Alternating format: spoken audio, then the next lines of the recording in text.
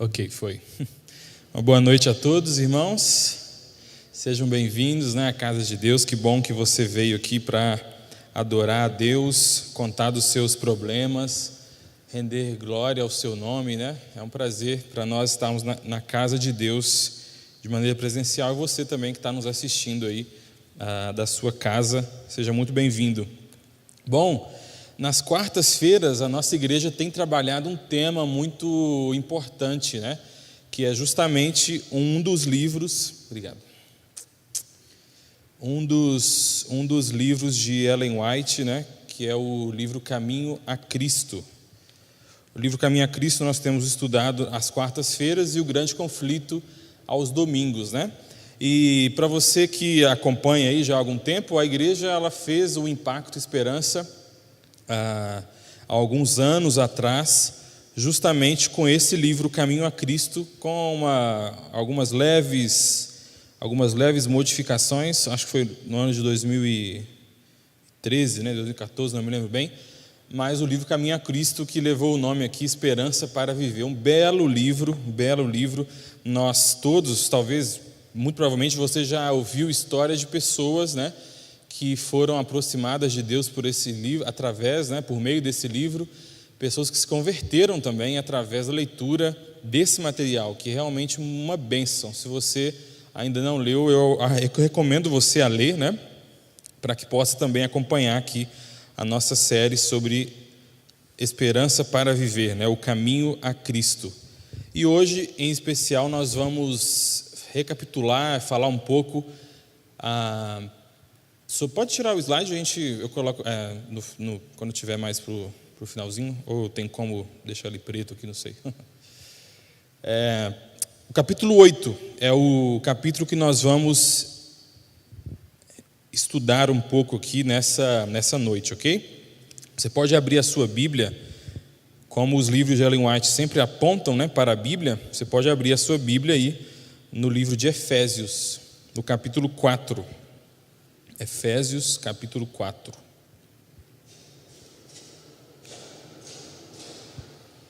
Em especial, nós vamos ler alguns versos aqui, o verso 11 ao verso 16, ok?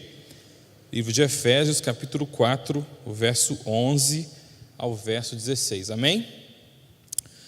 Muito bom. Diz o seguinte, nessa perícope aqui, E ele mesmo concedeu a uns apóstolos, outros profetas, outros para evangelistas e outros para pastores e mestres, com vistas ao aperfeiçoamento dos santos, para o desempenho do seu serviço, para a edificação do corpo de Cristo, até que todos cheguem à unidade da fé e do pleno conhecimento do Filho de Deus, a perfeita varonilidade, à medida da estatura da plenitude de Cristo, para que não mais sejamos como meninos agitados de um lado para o outro e levados ao redor por todo vento de doutrina, pela artimanha dos homens, pela astúcia com que induzem ao erro. Verso 15. Mas seguindo a verdade em amor, cresçamos em tudo naquele que é a cabeça, Cristo, de quem todo o corpo bem ajustado e consolidado pelo auxílio de toda junta, segundo a justa cooperação de cada parte, efetua o seu próprio aumento para a edificação de si mesmo em amor. Amém? Esse verso que se encontra aqui, nesse livro de Efésios, ele traz algumas pérolas para nós, Paulo escreveu esse livro de Efésios, aos Efésios, essa carta aos Efésios, muito provavelmente quando ele estava em prisão domiciliar, Paulo esteve preso algumas vezes aí até o fim da sua vida. Essa igreja para quem ele escreve, esse povo para quem ele escreve, estava passando por alguns problemas doutrinários, devido à pregação do gnosticismo e também das religiões de mistério naquela região. E isso estava fazendo, você viu aqui, que Paulo comentou, para que não seja levado por qualquer vento de doutrina, porque de fato a igreja nessa região, os crentes nessa região estavam passando por esse desafio de crenças, esse desafio de crenças. E Paulo escreve aí a esse povo com essas orientações. Muito provavelmente, esse livro de Efésios, ele é o livro onde nós encontramos a maior parte de orientações para o crescimento espiritual. É um livro assim que vale a pena você ler, porque de fato ele é o livro que provavelmente mais contém orientações para a vida espiritual em vários aspectos, né? E ao falar aqui da unidade e também do crescimento em Cristo, né, que são os dois temas que nós vemos nesses versos aqui que nós acabamos de ler, nós vemos algumas coisas importantes. Você leu com a gente não vai ler de novo, mas pode ir acompanhando aí por cima. Mas no verso 11 é dito que Deus concede os dons espirituais, né? Ele cita alguns dons aqui, mas esses dons são concedidos para o aperfeiçoamento e para o serviço na obra de Deus. Então nós vemos aqui que dentro desse tema de unidade e de crescimento em Cristo, primeiramente Paulo destaca o concedimento aqui, né? o cedimento dos dons, e eles são para o aperfeiçoamento e para o serviço na obra de Deus. No verso 12 ele continua, né? Ele vai estabelecendo aqui uma estrutura para nos ensinar uma lição, e agora que ele já disse no verso 11 que os dons são para o aperfeiçoamento e para o uso na obra de Deus, ele fala para nós que os crentes agora que têm esses dons, os crentes que receberam esses dons, eles fazem o quê? Eles trabalham para Deus. Agora, quando você olha o restante desse verso e os versos seguintes, você vê a consequência desse trabalho para Deus, que justamente o trabalho faz com que esses crentes atinjam a unidade da fé. Então veja, Deus, o Espírito Santo, Deus, o Espírito Santo, concede os dons para o aperfeiçoamento e para o serviço na causa de Deus. Os crentes que agora têm esses dons, que estão sendo aperfeiçoados, né, enquanto cristãos, agora eles começam a trabalhar para Deus, e esse trabalho leva à unidade da fé. A unidade da fé, a unidade do corpo de Cristo, a unidade de crença, a unidade de propósito. Através desse grupo trabalhando, esse grupo alcança a unidade. Mas se você olhar no verso 13 aqui, né, e antes dessa pausa que ele faz aqui no verso 14, nós vemos que o trabalho leva ao pleno conhecimento do Filho.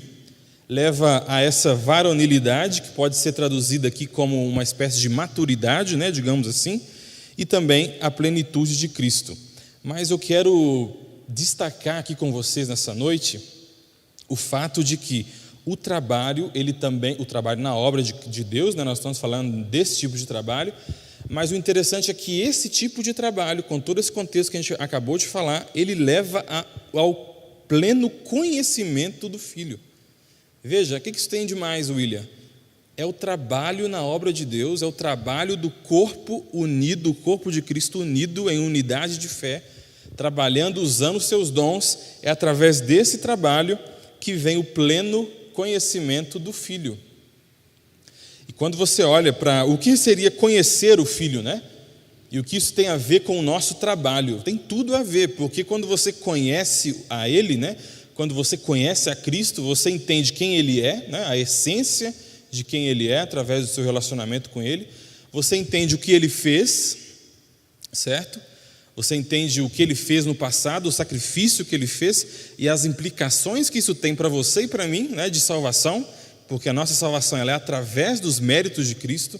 Nós entendemos o que Ele faz atualmente, que é interceder por nós, e nós entendemos também o que Ele fará por nós, que é nos buscar para nos levar para o reino dos céus. Esse é o pleno conhecimento do Filho, o conhecimento completo de quem é o Filho, aquilo que Ele fez, aquilo que Ele faz, aquilo que Ele fará. Você compreende que aqui, embora a religião cristã, né, o relacionamento que Deus quer ter conosco, ele é sim um relacionamento que tem a ver com a razão, né? Ele tem muito a ver com a razão, com a compreensão cognitiva, né, das verdades, mas tem a ver também com uma experiência real com Deus, uma experiência real com Deus. E essa experiência real com Deus que leva ao pleno conhecimento de quem que é o Filho, ela vem como? Pelo trabalho, pelo trabalho na obra de Deus. A gente não pode se esquecer isso. Paulo, ele liga o pleno conhecimento de Cristo ao trabalho, ao agir, ao trabalhar na obra de Deus, ao falar dessa mensagem a outras pessoas. E agora aqui, Paulo, ele comenta, ele faz uma leve pausa aqui, né? Não é bem uma pausa, mas ele chama a atenção aqui, que tudo isso junto, o uso dos dons espirituais, né? Como a gente disse, o uso dos dons espirituais, levando a essa unidade da fé, né? Quando os crentes trabalham, levando ao pleno conhecimento de Cristo. Isso faz o quê? Diminui a agitação em ser levadas de um lado para o outro por qualquer vento de doutrina. E aqui eu quero me adereçar a você que está aqui e a você que também está assistindo. Olhe bem a estrutura que Paulo faz aqui, olha a mensagem que ele quer nos passar. Qual que é o segredo para que nós não sejamos distraídos e levados, jogados de um lado para o outro por qualquer tipo de doutrina, qualquer vento de doutrina, né? Tem uma pregação diferente de um pastor ali ou de outro ali, um livro que chega na igreja, um folheto, um panfleto, um e-mail que você recebe, uma conversa com alguém na porta da igreja que te conta um negócio diferente, e você, nossa, será que é? Qual que é o segredo para a gente não ser levado de um lado para o outro por qualquer vento de doutrina? É o trabalho e o pleno conhecimento do Filho. Quando eu e você trabalhamos na obra de Deus, usando os dons que o Espírito Santo nos deu, isso provoca a unidade do corpo de Cristo. E agora que esse corpo está unido, esse corpo individualmente, membro por membro, tem o pleno conhecimento de quem é o Filho. E agora, meus amigos, isso diminui, isso afasta. Isso traz maturidade, né? Varonilidade, né? A maturidade cristã, de não ser levado de um lado para o outro por qualquer vento de doutrina, por qualquer artimanha dos homens, pela astúcia com que induzem ao erro. Sabe, a gente fazer vigília, a gente fazer jejum, tudo isso é extremamente importante. Eu recomendo você que faça pelo propósito certo, mas faça, né? Para se aproximar de Cristo, para colocar sua cabeça no lugar, no que realmente importa. Mas nada é mais forte para nos aproximar de Cristo do que nos envolvermos em um relacionamento missionário com Ele. Se envolver com Cristo em um relacionamento missionário. Esse envolvimento de chegar até Ele, né, como Ellen White comenta em outros livros, né, de beber a água, né, esse relacionamento de beber a água e ser saciado por essa água, mas agora também se tornar uma fonte dessa água viva. Esse é o segredo para o nosso crescimento espiritual, para o nosso aprimoramento na fé e para que a gente alcance esse tal pleno conhecimento do Filho. Que coisa linda, né, amigos? Que coisa maravilhosa. Que bênção é conhecer o Filho, conhecer quem Ele é, conhecer o que Ele fez e o que Ele faz por nós. E aqui a indicação de Paulo, que isso vem pelo uso dos dons através do trabalho na obra de Deus. E ele continua agora, finalizando aqui já no verso 15, dizendo que seguir a verdade em amor. E de fato, quando você lê esses dois versos 15 e 16, você entende que seguir a verdade em amor é o caminho para o crescimento em Cristo, que é a cabeça, né? Que é a cabeça da igreja. É desejo de Deus, meus amigos, que eu e você cresçamos em Cristo. É o desejo dele. Mas eu quero fazer uma pausa aqui para apelar a você para que esse segmento, né, esse segmento da verdade, para que o fato de você e eu seguirmos a verdade, obedecermos a verdade, seja feito em o quê? Em amor. Em amor. É fato que o amor não elimina a obediência, claro. Você deve seguir a verdade. O amor não é só o amor de Cristo resolve tudo. A gente entende que é necessária obediência, até porque se nós o amamos, nós devemos o obedecer. A Bíblia mesmo diz. Mas o amor não elimina a obediência, mas a ele a acompanha. O amor acompanha a obediência. Que sejamos pessoas amáveis, que tenhamos amor enquanto pregamos essa verdade, que tenhamos esse amor enquanto lidamos uns com os outros, com a queda uns dos outros, que possamos seguir a verdade, viver a verdade, mas que isso não elimine o amor que nós devemos ter um pelos outros. Devemos seguir a verdade em amor. Cresçamos em tudo naquele que é a cabeça. Seguir a verdade, mas seguir a verdade com amor e crescer em Cristo, que é a cabeça, que é o cabeça. Esse crescimento em Cristo que Paulo fala só vem pelo relacionamento com Ele. Só vem pelo relacionamento com Ele.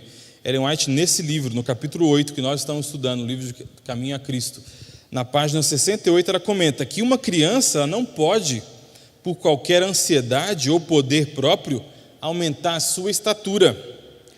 Do mesmo modo, não podeis vós, por vossa própria ansiedade ou vosso próprio esforço, conseguir crescimento espiritual. É necessário alimento. Veja só, uma criança não pode falar, eu quero crescer rápido, eu quero crescer. A vontade dela de crescer não influencia em nada o fato de ela crescer ou não. Da mesma maneira, eu e você não podemos, pelas nossas próprias forças, pela nossa ansiedade, ou às vezes achar que esse crescimento, essa relação com Cristo vem por osmose, né? Eu venho na igreja, fico aqui e a atmosfera me atinge e eu cresço. Mas o crescimento em Cristo vem por uma atitude ativa, não passiva. Uma atitude ativa, onde eu busco a Ele, onde eu gasto tempo com Ele, onde eu me alimento da Sua palavra. E ao me alimentar da Sua palavra, entender a Sua vontade para a minha vida, eu passo agora a viver de acordo com essa vontade e eu passo a ter experiências que confirmam a minha fé. Isso é crescimento em Cristo. Isso é crescimento em Cristo. Pode colocar, por favor, aquele slide, porque de fato o crescimento em Cristo muitas vezes dói, né? Cristo ele não prometeu que seria fácil, mas Ele prometeu que estaria conosco. É por isso que isso aqui é uma verdade. Opa, não apareceu ainda. Mas é a frase que está ali. Se tivermos de cair, né? Se você tiver de cair, caia no caminho. Mas lembre-se de uma coisa. Lembre-se de uma coisa. É difícil tropeçar quando se está de joelhos. Na nossa vida a gente pode cair, acontece. A queda acontece, faz parte da caminhada do cristão. Mas se você tiver de cair, caia nesse caminho que você está andando, que é o caminho de Cristo, que é o caminho que leva a Cristo.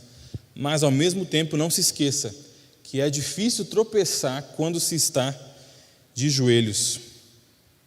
Da mesma forma, um pensamento aqui de um pastor e professor nosso, pastor Amin Rodô, ele diz que Satanás não nos derrota quando ele nos joga no chão, mas sim quando ele nos convence que não vale mais a pena levantar. A caminhada cristã é feita de altos e baixos, acontece de cair, mas se você cair, caia nesse caminho, no caminho que leva a Cristo, não se desvie para a direita e para a esquerda, e não deixe que as vozes do inimigo te convençam que não vale mais a pena levantar. O crescimento espiritual, o crescimento em Cristo é um processo, e guarde isso na sua cabeça, você não vai alcançar esse crescimento, esse nível de relacionamento com Deus, de comunhão com Deus na sua primeira oração. Não vai alcançar isso na sua primeira leitura da Bíblia, na sua primeira experiência milagrosa, não vai, é um processo. Pastor Bulhão, né, grande pastor Bulhão, famoso na nossa igreja, o peruano, ele comenta que a comunhão com Deus é um difícil processo. Quando você está próximo de desistir, é a hora de intensificar. Então, quando você está perto de desistir ali, hoje não vou orar, não. É o momento que você, se orar 10, vai orar 20 minutos. A comunhão com Cristo é um processo lento. O crescimento em Cristo é um processo lento, mas que vale muito a pena. E quando você está quase pensando em desistir, esse é o momento, é a hora de intensificar a sua comunhão. Tem uma escritora também que tem essa frase, esse pensamento que eu acho fantástico.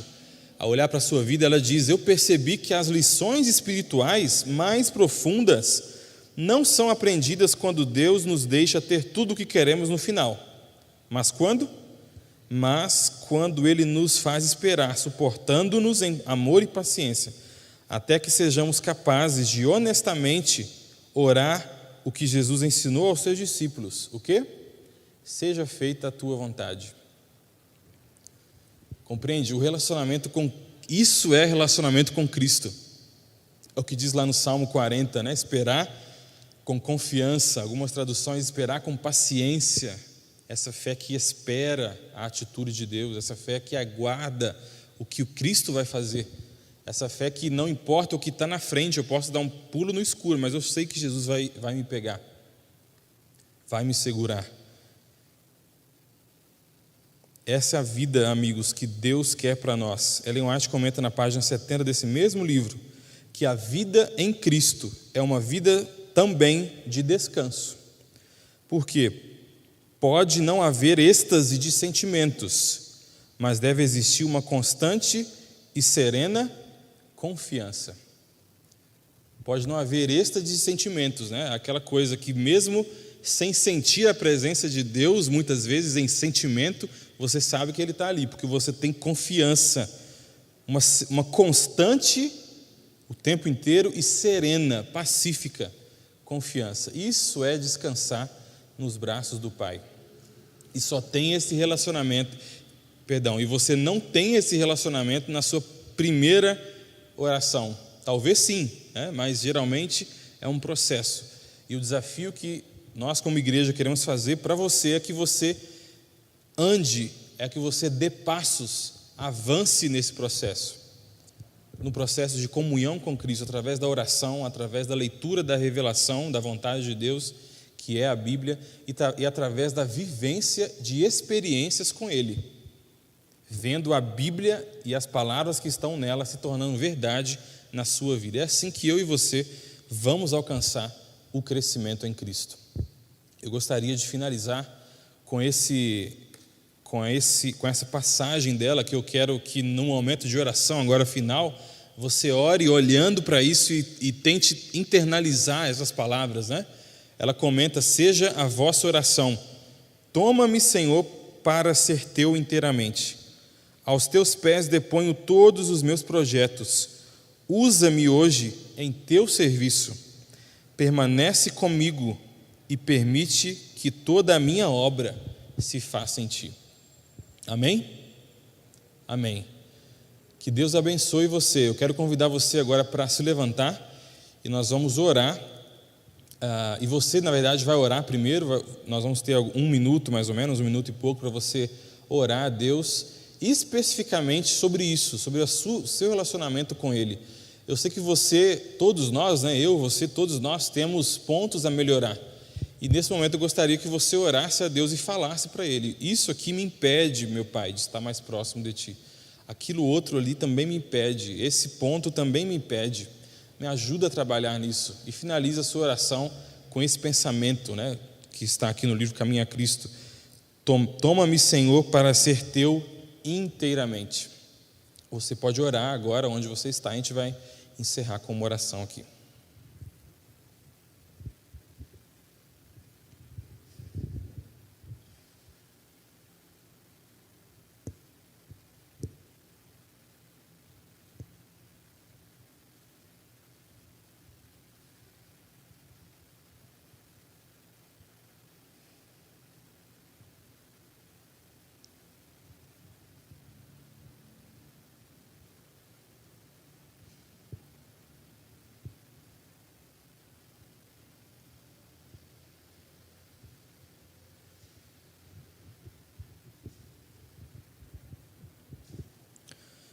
Santo Deus, nós estamos gratos, Pai, pelo seu amor e pela sua misericórdia, porque a gente sabe que essa sua misericórdia se renova nas nossas vidas a cada dia, Pai.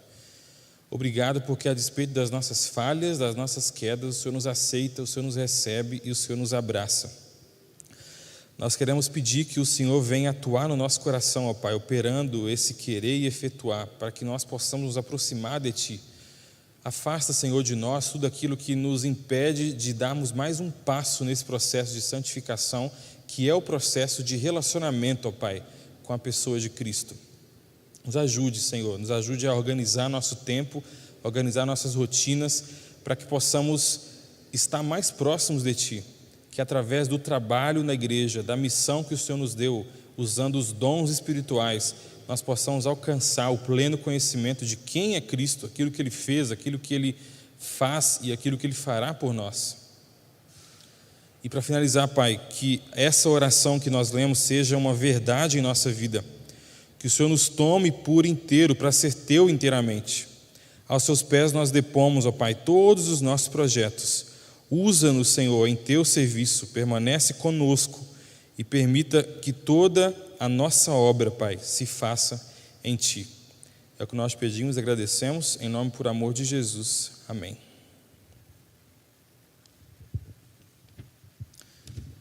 Amém. Tenham uma boa noite, podem se assentar.